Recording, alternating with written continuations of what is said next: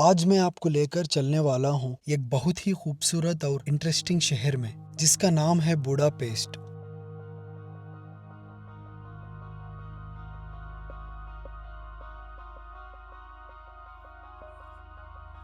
Guys, अभी मैं Budapest Hungary में हूँ।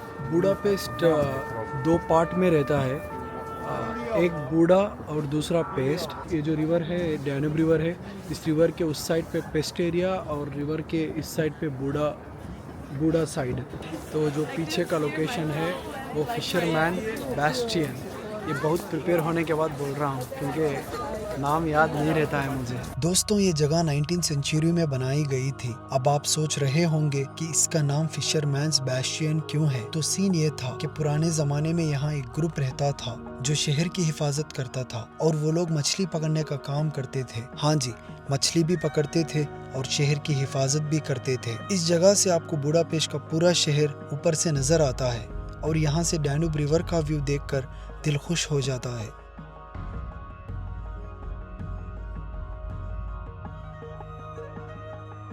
ये जो चर्च है ये मैथियास चर्च है, और ये नाम भी मैं 3-4 बार प्रिपेयर होने के बाद बोल रहा हूँ। ये चर्च बहुत पुरानी है, लगभग 700 साल पुरानी।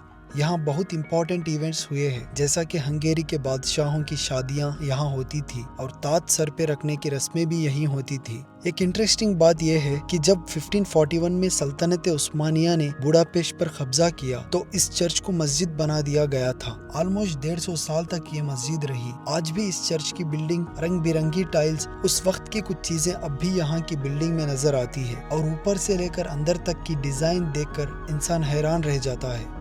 तो अभी नेक्स्ट बूडा कैसल जा रहा हूँ। आज मॉर्निंग उठते ही वेदर -2 या -3 में था। सोचा कि बहुत गंदा जाएगा दिन, लेकिन जैसे ही इधर आया तो थोड़ा सन्नी ही दिखा। मॉर्निंग पे जो बर्फ़ गिरी है अभी तक वैसे ही है यहाँ सब। ऊपर देखो, टेंशन यही था कि बर्फ़ में कैसे निकालूं वीडियोस, लेकिन जैसे ही मैं बुडापेस्ट में आया ना तो बर्फ़ भी बोल दिया कि भाई रुक जाऊंगा तेरे लिए। सामने देख सकते कि बूडा कैसल, अगर देखोगे तो ये पीछे से पूरा डिस्ट्रॉय कर दिए। ड्यूरिंग वर्ल्ड वॉर 2 में इसको गिरा दिए थे शायद, जर्मन जब इन्वेड करे थे उस टाइम पे। बूडा कैसल के बाजू ही शैंडोर पैलेस है, और ये हंगेरी में 37th लार्जेस्ट पैलेस है। वर्ल्ड वॉर 2 के बाद यहाँ के जो प्राइम मिनिस्टर थे यहाँ रहा करते थे। कैसल टूट गया, लेकिन उसके और भी दीवारें अभी बाकी है, देख सकते हो यहाँ पे।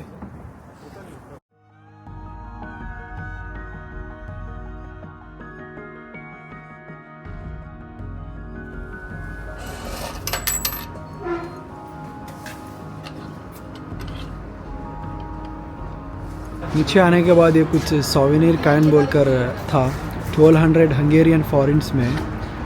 मैं बस पे करके लिया क्योंकि इधर चमक रहा था बुडापेस्ट के कुछ, पता नहीं पार्लियामेंट बिल्डिंग है, चमक रहा तो पे करके लिया। तो भाई इतना काला है ना, ये इतना काला, स्कैम हो गया मेरे से। अभी मैं जा रहा हूँ डियाकफरेंस, जो फेस्ट साइड है, तो रिवर के उस साइड। सो बस से जाना है अभी यहाँ से।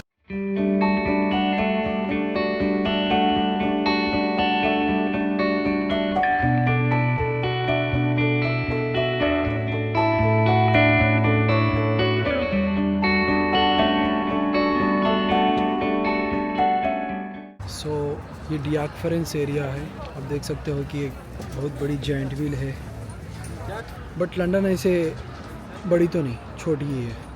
ये बुडापेस्ट का एक बहुत मशहूर स्क्वायर है जहाँ हमेशा लोग घूमते फिरते हैं। यहाँ पे सिटी का सबसे बड़ा मेट्रो स्टेशन भी है। 3 मेट्रो लाइंस का जंक्शन है यहाँ। तो अगर आपको कहीं भी जाना हो बुडापेस्ट में तो यहाँ से इजीली मेट्रो मिल जाती है। शाम के 4 बज रहा है, लेकिन रात देखो तभी कितना जल्दी हो गई यहाँ पे।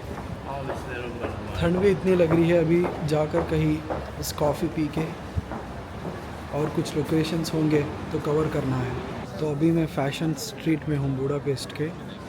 आप देख सकते हो ये सारा क्रिसमस मार्केट के लिए बाहर ही स्टॉल्स लगाए हैं।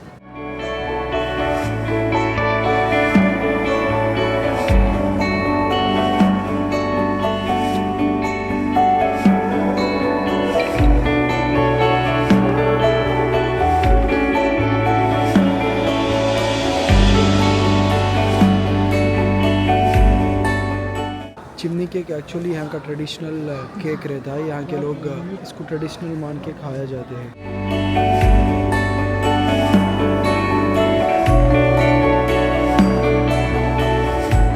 डियाकफेरेन से मेट्रो में चलेंगे तो एक स्टेशन बाद आएगा यहाँ का parliament building, which is like बहुत ब्यूटीफुल दिखेगी। हम बोलते कि रात की रानी है भाई, ये बोलते ना, उस तरह।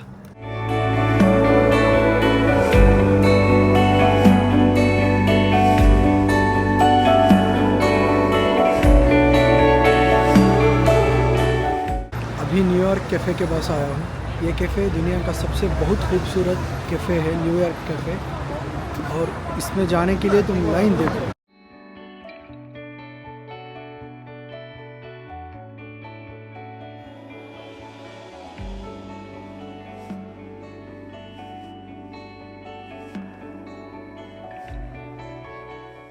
देखेंगे अंदर क्या है, कैसा होगा, इतना खूबसूरत क्या होगा, मैं बताता हूँ आपको।